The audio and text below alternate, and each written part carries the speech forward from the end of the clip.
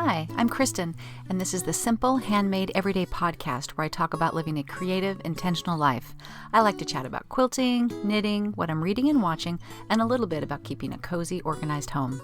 You can find me on my blog, Simple Handmade Everyday, and on Instagram at Kristen Esser. Oh, and now we can keep the conversation going on the Simple Handmade Everyday Facebook group. I'll put a link in the notes, and we'd love it if you join us there. I've got my cup of tea in hand, so let's settle in for a chat. This is episode 38. Welcome, friends. It's good to be back. If this is your first time listening to the podcast, welcome, and welcome back to all of you lovely regular listeners. I treasure you. So this is the run-up to Thanksgiving. The holidays are full steam ahead here, right? Everywhere we go, there's Christmas decorations everywhere. So I'm recording this the week before Thanksgiving, exactly 1 week before Thanksgiving. It's going to be a pretty mellow affair for us this year, which is absolutely fine with me. My 2 college kids are coming home, which I now really appreciate because last year that wasn't the case. Chloe was in Norway, and so we missed her, but we had a big extended family there. For Thanksgiving. So that was great. So this year it's the college kids are coming back and my dad's coming and that's basically it. So, you know, the menu is set as it has been for 10 years now, once I settled upon all my recipes, and I'm looking forward to it. I am. I have to confess that the actual Thanksgiving meal is not my favorite meal. As a matter of fact, it's one of my least favorite meals. I know that's like, you're not supposed to say that, but it's true. I don't get much out of it, even though, there's lots of people in my family that love it. They love the turkey and they love the gravy, the mashed potatoes, the stuffing, the green bean salad, all that kind of stuff, or green bean casserole. I much prefer what we do at Christmas time, which is more like ham and scalloped potatoes and twice baked potatoes or scalloped potatoes, either way, that kind of stuff. The whole turkey thing doesn't do much for me, but whatever, it is what it is. That's what we're eating on that meal, along with all of the rest of America. I think that I am dealing with a little bit of what I'm going to call low-level holiday anxiety. Does this get to you too? Thanksgiving's not really stressful. As a matter of fact, I've got kids who are really old enough to help. It's not like my husband and I are really doing the whole thing anymore even. But just the run up to the holidays, there is a lot piled on. We have busy lives, right? A good busy. I'm not, it's first world problems, but you add the holiday stuff on top of that, and it's just a little anxiety provoking. And I don't really, I'm like a baby about this because, we just... Even exchanging gifts within our family is going to be pretty low level this year because we're kind of upgrading phones. And so that's like the big present. That's a huge present, really. And we don't do a lot of exchanging gifts outside of our immediate family. But somehow, I guess I'm easily overwhelmed. So all those things are kind of floating out there. One thing I haven't done that I promised I was going to do 2 weeks ago on the podcast is do 15 minutes a day to work on this family calendar that I put together with photos as a gift for my dad. And I'm avoiding that like the plague. I have no idea why. I do know why, because it's just, it's hard to get into a new project. But I know that once I'm into it, it'll be completely fine. So anyways, there's my cup of tea. I forgot to talk about my cup of tea. I am drinking Yorkshire Gold. So if you listen to the last podcast, I can't call it last week's podcast. My friend Pam from England came and taught us how to brew a proper cup of English tea. And so this is the kind of tea she often drinks, Yorkshire. I'll put a link in the show notes. They have I think it's called Yorkshire Red and Yorkshire Gold. I guess the Gold's a little bit nicer. It's a little bit more expensive, by which I mean it's not expensive tea at all. So I went for the Gold, and it's very nice. I'm drinking it with a little splash of cream. Sorry, not sorry, Pam, who thinks that is an abomination, because we continue not to really have milk in this house. But if you listen to that podcast, you will find that Pam has very strong feelings about what you put in your tea. So go back and listen to episode 37 if you haven't. That was fun. I worried about us being a little giggly, but it seems like people kind of enjoyed that. So there you go. Back to holiday anxiety. Here's another thing I don't do because I get anxious around the holidays is I don't hand make gifts, which seems kind of weird because I do love to make things, but I feel like it just adds a layer of stress that I do not need in my life. So I kind of want to know, do you guys? I don't kind of want to know. I do want to know. I will actually put that up as a question in the Facebook group. So join us over at the Simple Handmade Everyday Facebook group, or if you don't want to do that, totally fine. Just comment, send me an email comment on the show notes or whatever. Do you make gifts, and does it stress you out? Do you make them throughout the year, or do you start now and just go, full steam ahead until Christmas? Let me know that. Even though I have tried to get out of my box of being a selfish quilter, and I've started to give away more quilts, I've never given. That's not true. I usually don't give quilts as gifts for an occasion. I have given my dad quilts for his birthday before, but that's it. Otherwise, if you get a quilt from me, it's just because I love you, and it's not a birthday gift or a Christmas gift. I just give them at a random time because I don't really want any baggage associated with it. I just want to say, I love you. Yeah, so let me know how you feel about that. Once again, I'd like to thank the Fat Quarter Shop for sponsoring the podcast. Fat Quarter Shop is a one-stop show for quilting fabrics and supplies for quilters around the world. They stock quilt shop quality fabrics, pre-cuts, quilt kits, patterns, notions, and even cross-stitch supplies. Are you signed up for the Quilt for a Cause Quilt-Along for 2020?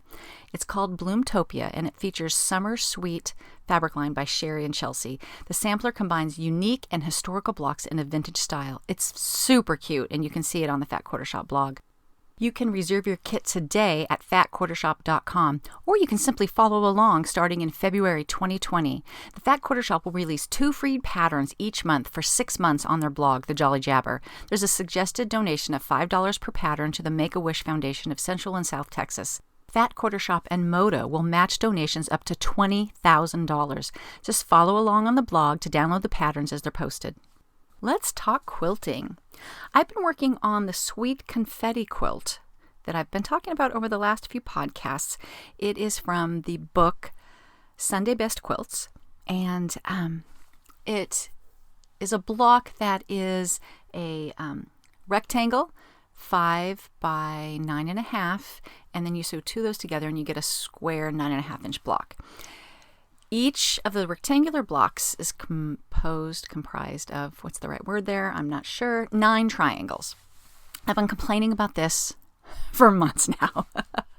I've been trying to be accurate. I have started starching my fabric before I cut it so that it will be more accurate. And I thought I was doing pretty good. Here's the problem. I think I got cocky. And so I think I talked last time about a sew day. Did I talk about it? When was my sew day? I can't remember. I'm sorry. I had a sew day with Minky where she came over for the morning and we sewed and chatted, and it was absolutely lovely. And I think every block that I made that day was a little bit too big. So, I think I often check my 1/4-inch seam every time I sit down to sew. That sentence didn't make sense. I often do it every time. I often do that. And I think I didn't, and it was a little bit off that day. And so I made all the blocks, or I made most of the blocks. I wanted to kind of see how big this was. In fact, I think I need to make more blocks, which I'm a little bit sad about because I'm ready to move to the next level with this quilt. So when I went to sew the rectangular blocks together into pairs, I realized that some of these blocks are like up to a 1/4-inch bigger than the properly sized ones. And I had sort of a mental meltdown because I was like, oh my gosh, there's no way I was going to take them apart. It's all these triangles. They would just get so stretched out. So then I started going through, like, do I have enough fabric to make more blocks? And then I walked away from it for that day. The next day I came back and I had this idea about, well, what if I pair up the bigger ones and then kind of try to ease them together. So I'm just like, you know what? I'm going to do 1 row and I'm going to see if it works out. And it did. So what I kind of learned, and then I stopped matching the big ones up together. I'm matching the bigger ones, the ones that are too big, up with the right size ones, and I'm making the bigger ones the right size, basically. So that trick where you if you have something that's if you have one piece of fabric that's bigger than the other, if you put it on the bottom, so it's touching the feed dogs, those feed dogs, they take up a little bit, they crinkle things up a little bit, which is why sometimes when you're just sewing two pieces of fabric that you think should end up at the same time, the one underneath is a little shorter. Well, so you're taking advantage of that technique. So I pinned at the, kind of how you do with borders. I pinned at the beginning of the block and the end of the block and the middle of the block, and then I just made it work. And you know what? It's working. It's working. And I think that I'm able to finagle it. There's a few places where I think the shorter fabric, the shorter block, it gets a little bit of a puckery look when it's been stretched, which is kind of what's happening here. It's a combination of the feed dogs taking up some and the top fabric being stretched a little bit. So they're maybe meeting in the middle so that maybe they're only going to be an 1/8 inch off at the end, And then when I sew those together, that'll happen again, and then it'll only be a 1/16 off, So we'll just, repeat. But it's working. I just did one row at a time to see if I could get away with it, and I am. So I'm excited about that. So that's 8 rows. The quilt is 8 rows, and the first 4 rows are sewn, into rows. And so I just still need to do the bottom part. But here's the thing: is I decided to not use 3 fabrics that I was going to use, which meant I was coming up short with my number of blocks. So this quilt is like, I'm going to say 54-ish by 72-ish, which is a very nice throw size quilt. It's very much like most of the quilts I make. I don't make very many bed size quilts. But my favorite quilt, the family favorite quilt, is the first quilt I made. It's from French General, what are they called? Charm packs. It's 48 inches wide, and we're a tall family, so like 72 inches long.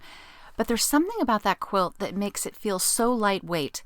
When I did another patchwork quilt, also with Moda fabric, so, French General's Moda, so I think it's the same, gray goods, the base fabric is the same.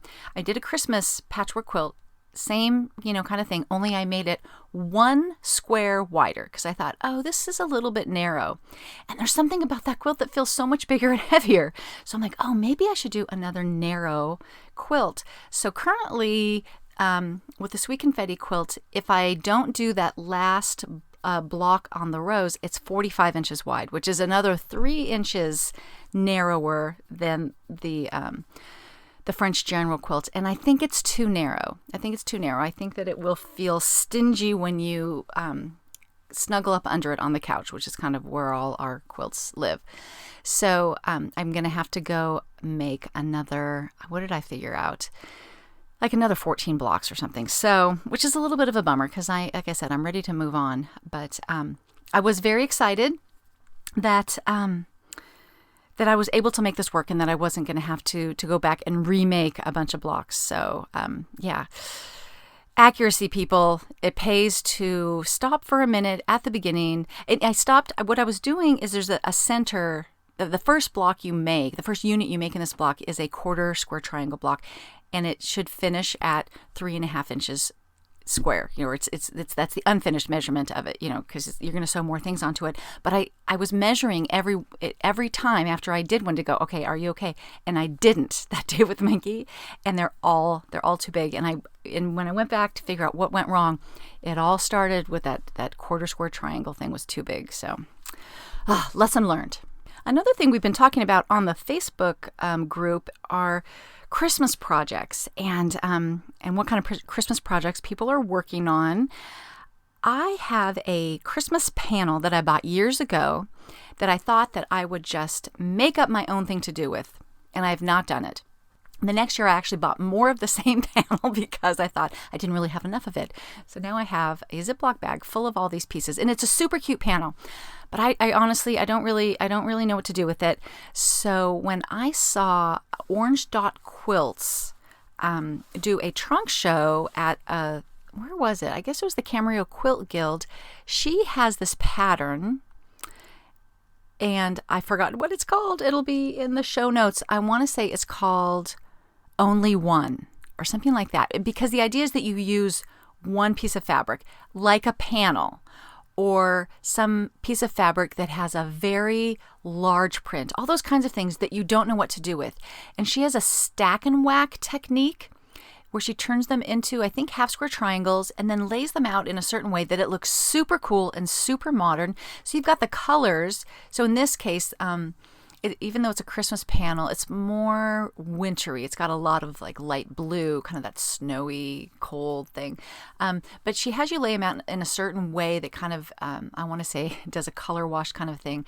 And they're very cool and modern. And then she actually tells you to put either the piece of fabric or the panel as part of your back so that you can say, this is what this was and this is what it looks like. So I'll put that link in the show notes. And somebody in the Facebook group actually has done her class, and she said it was a very quick and fun quilt to do. So anyways, like not sponsored or anything, but I think it's a fun Christmas project. So I don't think I'm going to get to that this year, but I'm glad that I have a plan for that fabric. Let's just say that. Also, I found this Christmas ornament pattern that I thought looked really cool. And Sandy over at Quilt Cabana, she actually did a class. She does sewing classes in her home. Like, I wish I lived next to her. I think it would be so fun to go over there and sew. But they did though that exact pattern with a group of women. She said it was really fun. So I'll put a link to that too if I can dig it up. I think I put that on the Simple Handmade Everyday Facebook page. But if you have any like really fun Christmas projects, feel free to share them in the Facebook group, put them on the show notes. Just let's share them. The other thing that I want to announce is we talked a couple podcasts ago about Aliso irons. I did a review that's on the blog, and when I did that review, I talked about that I created a little sort of a mini pressing station right next to my sewing machine, which I really got a kick out of. I found it very useful. So that was a 17 by 17 inch wool pressing pad, and the Aliso mini project iron, which is pink and absolutely adorable. And one thing that I haven't really talked about, which is a tailor's clapper. I have one from Riley Blake. Lots of people make them, but do you know what that is? It's a piece of wood. Like if you have like somebody in your life who's a woodworker, it would probably not be a hard thing to make. But it's a piece of wood that's all sanded and smooth, and when you iron a block, you put it on top of it. And again, it's kind of the idea of the wool pad.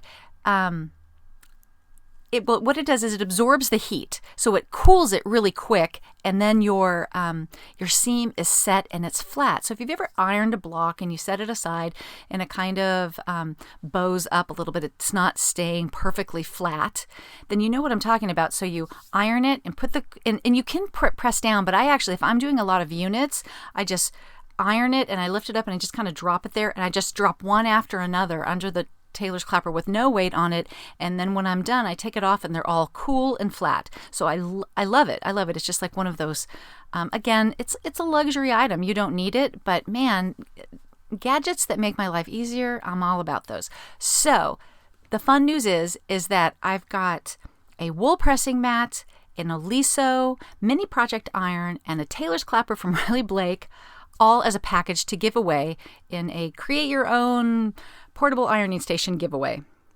Maybe I will rename that. I don't know. But by the time you listen to this, go to the show notes, and I will put a Rafflecopter kind of entry thing in there. And so I'm going to have you enter on the blog. I'll announce it also on Instagram, but go to the blog, enter for that, and all those people, whoever wins, those will all show up on your doorstep. So I'm really excited about that because I truly love each one of those products. So that's most of what's going on for quilting. Knitting wise, I am knitting away on a sock, and I feel like about every 10 rows I have to rip back 7 rows. So let's just say that it's very slow going. I turned the heel the other night, and when I went to, continue it last night, I'm like, I don't like the way these stitches feel on the side, and that's going to feel weird on my heel. So I ripped it all back. And, I feel like every time I have to rip back, I just think this is good practice for putting stitches back on the needle. Because I heard this quote once that said, if you're not a good ripper, you're not a good knitter. And I think that's very true. If you don't know how to rip back and get things back on the needles, then you're just in for a world of hurt. So practice it. So that's all I'm doing knitting-wise. But in rather exciting news, my daughter Chloe, she's away at college, and her roommate crochets, and she makes super cute stuff. Like Chloe sent me this photo of all this in their room, all these little crocheted pumpkins at Halloween, like very cute.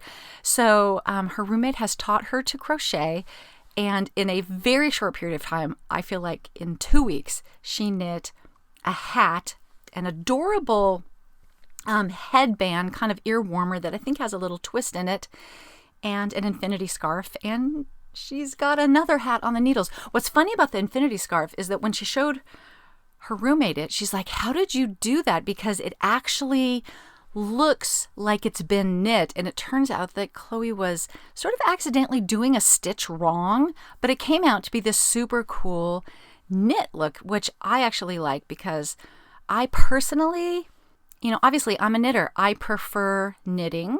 I like the fabric that it creates. I feel that the fabric is softer and more drapey. I feel like, and I could be wrong, and maybe I just haven't been exposed to enough crochet, but I feel like crocheted, I'm going to call it fabric, the end result is stiffer, and it's often got a lot of more holes in it. So I'm just like, yeah, I'm kind of a knitter.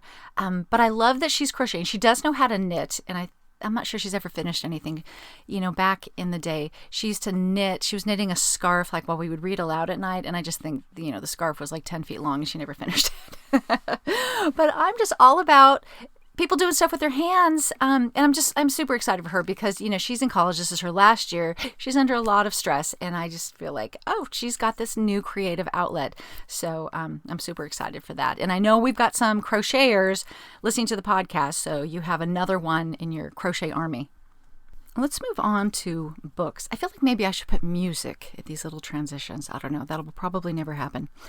I have felt a little stagnated in my reading, so I don't have a ton to report here. I am still listening to the book, The Signature of All Things by Elizabeth Gilbert. It is a very, very long audiobook. I finally sped it up to like 1.25 time, so it plays a little bit faster.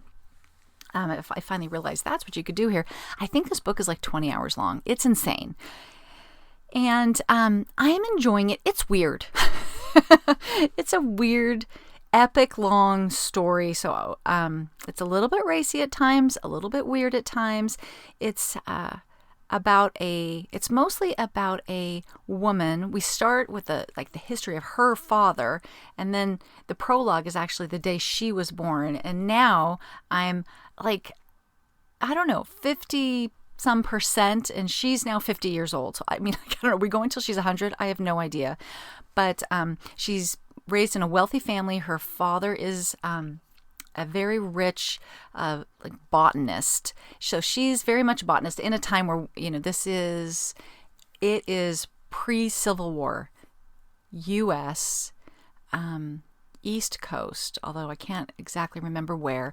But so it's like in the I think right now we're like in about the 1850s, and but she's brilliant. She writes books, and it's her epic story of her life and how her love life plays out. How I want to call it a career, but it's just really it's kind of a career, but nobody's paying her. It's just like her hobby of botany and the things that she's studying, and then I just got to the point where you find out what the signature of all things is, which is this guy that had this theory that, that God has imprinted himself into each and every plant, and that is the signature of all things, and that things like like a rose represents love to most people, right? But he thinks that a rose actually is love, it's just like this super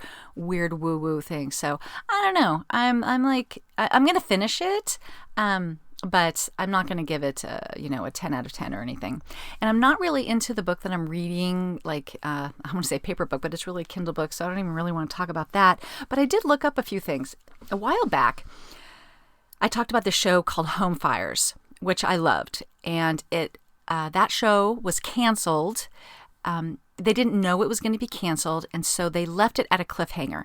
And so the guy, Simon somebody, I don't know, can't remember his name right now, he wrote a series of small ebooks that are available for like $2.99 to continue the story, so because the fans were outraged. So I've talked about each of these books. I bought all 4 of them. I guess it was probably about a year ago. You can now buy them. I bought them for $3 each, so what cost $12. You can now buy them as a set, 1 through 4, for like $8.99. Only ebook. They are not well-written books. I will tell you that. The guy is a better screenwriter than he is a novelist, but if you like those characters, if you're invested in the characters of Home Fires, you get to see how it plays out from the vantage point of the guy who wrote it in the first place. So it's not like somebody else picked up this story. This was where he would have gone with the story had the show not been canceled. Well, a new one came out in October called A Woman's War. As I was like researching this today, I downloaded it. I have not even opened it. It's got kind of mixed reviews. Kind of what I'm saying, people are saying it's not a well-written book, and other people are saying, well, I'm just really happy to know what happens to these people. I don't know if that's the end of it or not, but for what it's worth, if you have followed along with Home Fires, A Woman's War is out. And Home Fires, for those of you who haven't seen it, is a England World War II, right? Oh my gosh, it's been a long time. It's a small little village, and it's a lot about the Women's Institute, that group of women who get together and they raise money. And there's a whole lot of political shenanigans with that. So it's just one of those, it's women's stories about marriages and, all the kind of workplace things that are going on, but it all centers around a group of women who belong to the Women's Institute. So it's absolutely a fabulous show. So definitely watch that if you haven't. I've got a few other books that are on my list of things to read, which I think at this point they're just going to stay on the Amazon wish list for Christmas. Have you seen those memes about, like, it's this time of year when your children say, I need a new toothbrush? You're like, put it on your Christmas list. Well, that's kind of where I'm at. So I talked about this before, but the new Jeffrey Archer called Nothing Ventured, which is somehow a continuation of the Clifton Chronicles stories. I'm very excited about that. I very much enjoyed the Clifton Chronicles, which is also one of those epic family sagas that span, I can't even tell you, 6 or 8 books. And I think Jeffrey Archer does the epic story, better than anyone. I love those stories from him. My friend Patty over at Elm Street Quilts let me know that the new Jojo Moyes has which is a book called The Giver of Stars, is really good. So that is on my list. It's on my Amazon wish list. And so I will report on those later. But I do need to dig into something else to get me through the end of the year. This is the time of year where I often reread Winter Solstice by Rosamund Pilcher. It's my favorite Christmas time story, even though there's a little bit of heartbreak in it. And I'm sure I talked about it last year because I reread it almost every year. And it is a story that starts with some tragedy, but it's kind of an unlikely group of people that end up spending holidays together in this big house. I've talked about Rosamund Pilcher almost always has a house that I think of as almost a character in her books. And so it's called the Estate House in this case. And I have the book called The World of Rosamund Pilcher, and she lived in this house. She actually lived, so it's a house built from her experience. So anyways, for weird reasons, a bunch of people show up and end up spending Christmas at this house. And it's the kind of Christmas that you sort of always wish it could be. It's not stressful. People are just buying gifts kind of at the last, but they kind of throw things together at the last minute. And, it's very heartwarming. And it's one of my favorite books. So I will maybe pull that one out.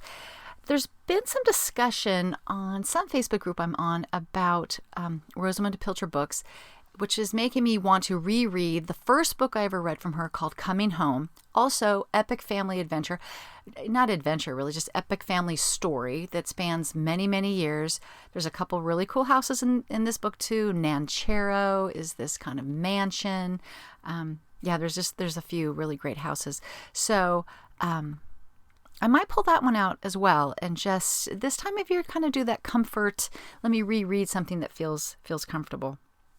The other thing that I wanted to mention, I'm sure that if you're listening to me, you probably listen to Frances over at the Off Kilter Quilt and the Quilt Fiction podcast. And so she did the whole Friendship Album 1933 story, right? Well, she has released a short story that takes one of the characters from Friendship Album and does a story from earlier in their life, like a backstory thing. And that has been really fun to listen to. So let's move on to fun things to watch on TV while we are doing our handwork or sewing or knitting or whatever. I'm sure you know that The Crown is out, right? The new season of The Crown. I'm only a couple of episodes in. I have feelings about the casting. So I believe this is season 3, and the first 2 seasons use a certain set of actors for, everybody, although the principals, the queen and her husband and her sister and, her boyfriend and husband and all that. And this was apparently the plan from the beginning, but now they want to take the story. I guess it just is supposed to start a few years later, but they want to take it into the future. So they recast all those characters. And I wasn't sure how I was going to feel about that. The casting for the first season was so good. Like if I saw sort of side-by-side pictures of each of the characters, and while everybody's perhaps a little better, the actors are a little better looking than the real people, it was really well cast. So I could not figure out where the new queen, I could not figure out where I knew her from. And if you were also wondering, if you watched Broadchurch, she is the investigator in Broadchurch. She's the one that's not David Tennant. So that was interesting. I think she's very well cast. It's a bit of a leap to take where we ended up with. Her name was Claire Foy, was the last queen, and this is Olivia Colman. Like, there's a big age gap between them, so it's a bit of a leap. But what are you going to do? Prince Philip, I think he's well cast. The new one, the old one was really well cast. The new one is, I can't think of what his name is, but he is the guy that played Black Jack Randall on Outlander. And if you know anything about that character, he was not a nice guy. And so I'm struggling. I'm struggling with him as Prince Philip, but it's really not that bad because you know what? I don't like Prince Philip. I think he's kind of a jerk. I think that all these men who are in the shadow of powerful women do not handle it well. And he is no exception. And we've got Helena Bonham Carter as Princess Margaret, which she seems a little too old for that role, but she really plays the firecracker party girl, not going to play by the rules kind of character very well. And then I definitely have seen the guy that plays her significant other, husband, what's his name, like Tony or something. I even went to his IMDb page. And I'm like, I don't know why I know you. I think he's been on several things. He's just one of those faces. So anyways, I'm only a couple episodes in. So I'm enjoying that. Someone said, I put something on Instagram about who's watching The Crown. And someone said, I don't really know about this show. So if you've not watched The Crown, it is the story of Queen Elizabeth, starting from when she is a child to when she is, all the circumstances leading up to her, becoming the Queen of England and the struggles that she went through, being basically unprepared and uneducated. She and royalty up to that point, they were not really well educated. She fixed that, actually. In real life, she made sure that didn't happen. They were educated more on the religious side of it, is that you are the sovereign, you were chosen by God, this kind of thing, and not the fact that you need to really have a degree in political science to do a good job as a ruler, as a leader, even if you are a figurehead, And so she felt undereducated. And so she actually basically brought in tutors to get herself educated. Winston Churchill was instrumental in her education, and so so many things come up in that show that I go back to and Google to see, did this really happen? Did this really happen? And they have all happened. So of course they are interpreting all the conversations and things, but the main signpost events absolutely happened. So that has given me quite an education on The Crown. on Queen Elizabeth, and so now we're going to continue. When I was checking out the characters, I saw who they had cast for Princess Diana coming up in the future, and it looks like they really nailed that casting too. So, anyways, if you're an Anglophile at all, definitely watch that. Same thing with Victoria. I actually like Victoria better than The Crown, but I've got nothing bad to say about The Crown. The other show that I started watching is called Hinterland. And it is one of those kind of, crime shows or mysteries. And it's kind of different than my usual. It's very, very dark.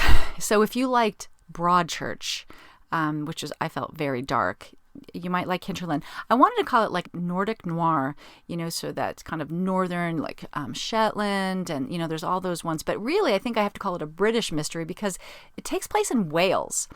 And they apparently film it in 2 languages, which I think is interesting. They film every scene twice so that there is an English version of it. It's dark. The main character, as these detectives always seem to be, he's got something in his past. We don't know what it is, but he's definitely sad all the time. And it's all very intense. But I still enjoy it. It is so not the cozy Midsummer Murders where there's a dead body in the vicarage kind of a thing. This is like, it's more like serial killer kind of stuff. And so, but I have been enjoying that. It's not a great show to watch while you're sewing because there's a lot of silence and looks and sweeping views, but it is what it is. As a matter of fact, I have a kind of a funny story. When I was working on my Sweet Confetti quilt, I have the design wall up, and I watch on a little iPad mini sitting on my table at my sewing station, and I've got some wireless headphones so I can kind of move around. So I'm listening, and I just started a show, and I go up to the design wall, and I'm moving blocks around and putting them together so I can bring them back to sew. And so far it's the beginning of the show, and there's all these little kids, and they're in school, and there's kind of this somber music, and then they're learning to sing a song, and it's all about these little kids in the school. And I'm thinking to myself, oh my gosh, why are they, what's going on with these kids? Is one of these kids going to die? I'm so I don't want to watch this. I don't want to watch a story about a kid getting murdered. And then when I sit down to sew, I see the Queen, and I'm like, oh, I'm watching The Crown, not Hinterland. Nobody has to die. I was so excited. So yeah, all my shows are, they're all getting mixed up in my head at this point. Oh, somebody pointed out to me, and I'm sorry I don't have your name at hand right now. I talked about watching Goliath last time, and I couldn't figure out why it was called Goliath, and I went through this whole thing. It's not his name, and I did think, okay, there's the David and Goliath story, but he would be David, so why is it called Goliath? And then somebody emailed me and said it's because he always goes up against Goliath, so he always goes up against some big company or something. So that's why that show is called Goliath with Billy Bob Thornton. Totally enjoyed that. My husband and I just yesterday finished Sneaky Pete, which is on Amazon Prime. I think it's the 3rd season, and that's got Giovanni Ribisi in it. And it's about this con man who is in prison with this guy for years, and this guy named Pete goes on and on and on about his grandparents and their farm and how great his childhood was. He goes on and on and on. And our character, Giovanni Ribisi, whose really name is Marius, he is released, and he realizes, for whatever reason, he's a con man, that he needs to come up with a lot of money really fast. So he pretends to be Pete, and he goes back to these grandparents who haven't seen the real Pete in many, many years, and pretends to be Pete, and he's going to con them and steal a bunch of money from them. But 3 seasons later, he is still entangled with his family and, with all kinds of crazy shenanigans happening all 3 seasons. And it was good. It was a very enjoyable show. I guess the last thing is, are you watching This Is Us? And if you're not watching This Is Us, why not? You are missing out, people. I don't even know how you go back and watch the other seasons. I watch it on Hulu the day after it airs, but we just had the fall finale for this year, and it's so good. The storytelling is so amazing about this central family, and they go back in the past, they go into the future. and it's just the family relationships are amazing. I don't want to give anything away other than it's really good. And if you are up to date, I will say that the storyline involving Rebecca is just breaks my heart, and it scares the heck out of me because I have fears for my future for what's happening to her. So if that's not cryptic enough, but definitely watch This Is Us because it's an amazing show. I've got to say, these podcasts, they just keep getting longer and longer. I guess I just get a little more chatty each time. So let's just talk about the homemaking stuff for a little bit. I don't have any great things to say because I don't, this time of year with the holidays coming, I think that we just need to get our spaces into a place that we feel good about and just maintain it and not put a lot of, this is stress to do big things. This is not the time to decide you're going to, in my opinion, clean out your garage or clean out your attic. It's good to get you some spaces that you're going to be using deep cleaned, maybe 15 minutes at a time. Watch Diane in Denmark. She will walk you through it. But I say, as homemakers, let's just give ourselves a little bit of slack right now. So some of the things, I'm just going to kind of talk about what's kind of been going on around here, and they're things I've been talking about for months. One thing is knocking off little nagging items, and we're kind of continuing to do that around here, and it feels so good. So like we had a toilet handle that really wasn't right, finally got to Home Depot, and it's just like, oh my gosh, every time I go to flush that now, I'm just like, oh, I'm so glad this works now. We went through, we had a few weird things like cracked outlet covers or an outlet cover that had come off in my son's room. I'm just like, again, it was one trip to Home Depot. Let's just knock this out. Just that kind of stuff. We actually have upgraded a couple of our outlets to outlets that have USB ports. Actually, we bought those. My husband still needs to install those. But I think that's going to be for $10 or something. I think that it'll be so nice it's got 2 plugs and then 2 USB things. So just kind of fun little upgrades like that. Just so doable, so affordable. I finally just jumped and bought my son a new mattress. He's been sleeping on the same mattress his whole life, and he's 6'4", and that kid deserves a mattress that is not from the 90s, okay, or early 2000s or something. So just kind of running through those things every time I walk by that room and I see that really thick mattress now, I just get that little mental yay, that little satisfaction. Also, it's a really good way to feel like you're doing good maintenance things on your house without actually tackling the big things. So we're by doing all these little things, which is good because if we sold our house, we'd have to do these things. So why not do them for us? But we're also not, for instance, buying a new air conditioner or replacing the entire patio cover or the garage door or all those other things that we really need to do that I don't want to do. So not, I'm getting a kick out of continuing to knock little nagging things off my list. I am enjoying my holiday journal. I talked about that in the last homemaking section on the last podcast about putting together all of your Thanksgiving recipes, all your Christmas recipes, all your cookies and, pie recipes, maybe keeping track of the gifts you're giving, the people you're sending holiday cards to, things like that, so that it's all in one place. Every year you can just pull that out and not have to go through all your recipes to find those things. I heard from several people who said, I've been doing the same thing for 10 years. I love it. It works so well. So I'm also thinking about what's happening in 2020. I like to set goals and make some plans. I used a passion planner last year.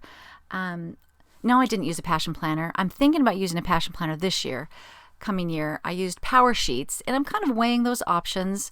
I also got a little bit interested in the Get to Work book, and they're all ways of goal setting and then breaking down your goals into smaller, doable items so that by the end of the year, you've accomplished things.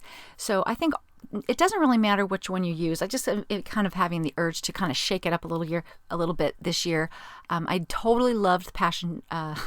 They all have such similar names. They all are these P words. I love the Power Sheets, and I highly recommend them if you've never done that, because it really makes you think about what's important. One of the questions they say is when you're 80 and you look back, What do you want your life to look like? What do you want to have accomplished? And I think that's a really, it's a good question, because that's when I realized that I thought I had a lot of business goals, but a lot of those goals pivoted to family goals, because when I'm 80, you know what?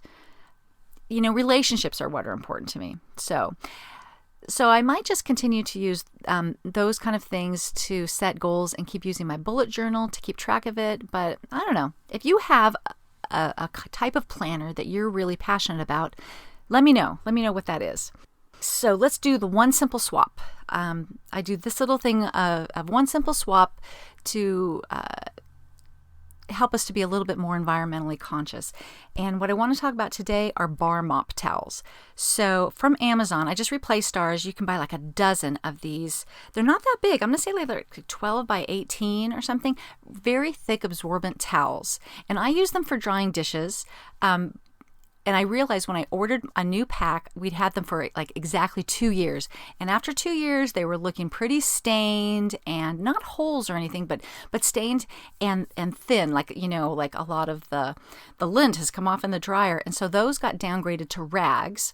But they're a great way to avoid using paper towels. And, for many reasons, I'm sure we all know, we really should not be using paper towels. So having a well-stocked drawer of rags, which we do have from all kinds of things, and it's more like I keep, downgrading things to the rag drawer and then throwing away the things that have holes. So I'll put a link in the show notes, but they were not very expensive. But to have a dozen, of these things that are basically, you can use them. A lot of people just use them as paper towels. I use them for a while for drying. They dry dishes really well because they're very absorbent. They're like the complete opposite of a flour sack kitchen towel, which are very thin, and I like to use for drying off vegetables and things like that. But these are really thick and are a great replacement for, wiping things down, wiping up spills, or drying dishes, whatever you need. So bar mop towels are an absolute favorite of mine. I like them over what I would call a normal tea towel or a dish towel, that you can just, buy at Target. Bar mops are a little bit more utilitarian, and I really like that. Let's talk before I leave. I want to thank a few people for leaving reviews. So 123 Bricky D, thank you very much for your review. Very Jerry was checking in about the fires. She said that she was thinking about me with the Southern California fire. So thank you very much for that. And we got through all that unscathed. We did. Not everybody did. So, but thank you for thinking of me. And Got Edward Cullen, thank you very much. So, if you're new to the podcast and you enjoy it, I absolutely would appreciate a review or a rating. And share it with a friend if you think that you've got someone that might want to join in our little community. Please join the Facebook community. That's been really fun over there, and it's a way for the conversation to go both ways. I love to hear from you guys. So thanks for spending this time with me, and we'll see you next time.